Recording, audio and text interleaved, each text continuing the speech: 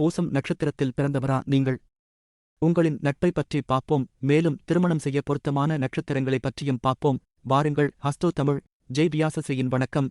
அறிவோம் அடிப்படை ஜோதிடம் என்ற தலைப்பில் பஞ்சாங்கத்தில் உள்ள நட்சத்திரங்களைப் பற்றி பார்த்துக் கொண்டு இருக்கிறோம். நட்சத்திரத்தில் பிறந்தவர்களின் நட்பை பற்றி பார்ப்போம். பொதுவாக பூசம் நட்சத்திரத்தில் பிறந்தவர்கள் நண்பர்கள் மத்தியில் புகழோடு வாழ்வார்கள். உற்றார் உறவினர் சூழ பெரிய குடும்பமாக இருக்க வேண்டுமென்று விரும்புவார்கள். என்றாலும் நண்பர்களா அல்லது உறவினர்களா என்று வந்துவிட்டால் நண்பர்களுக்கே முக்கியத்துவம் தருவார்கள். இவர்கள் மிகவும் அழகாகவும் மென்மையான குணநலமும் கொண்டிருப்பதால் இவர்களுக்கு நண்பர்கள் அதிகம் எனலாம். புகழ்பெற்ற பல பெரிய மனிதர்களின் நட்பு இவர்களுக்கு கிடைக்கும்.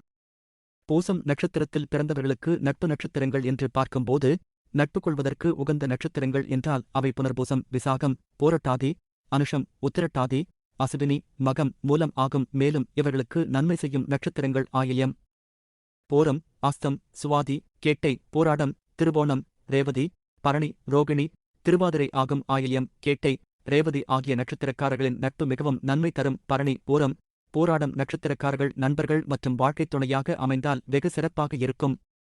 திருவாதிரை, சுவாதி, சத்யம் நட்சத்திரம் வரும் நாட்களில் பயணங்கள் மேற்கொள்ளவும் தொழில் தொடங்கவும் உகந்த நட்சத்திர நாட்கள் எனலாம். மேலும் புனர்பூசம், விசாகம், போரட்டாதி இந்த நட்சத்திர நாட்கள் வரும் நாட்களில் இவர்கள் வெகு சிறப்பான பலன்களை பெற முடியும்.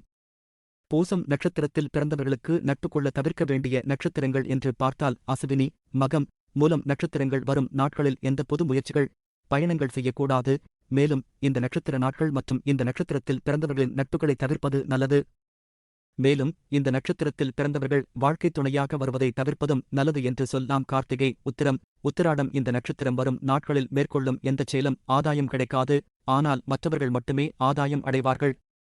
மேலும் இந்த நட்சத்திரத்தில் நண்பராக இருந்தால் அவரால் இவர்களுக்கு எந்த உதவியும் கிடைக்காது. மேலும் அவர்களுக்கு ஏதேனும் உதவிகளைச் செய்து கொண்டே வேண்டியது நிலைதான் இருக்கும். மிருகசீரிடம், சித்திரை, அவிட்டம் இந்த நட்சத்திர நாட்களில் எதுவும் செய்யக்கூடாது, முழுவதுமாக தவிர்க்க வேண்டும். உத்திரம், சித்திரை, சத்யம் நட்பை தவிர்ப்பது நல்லது.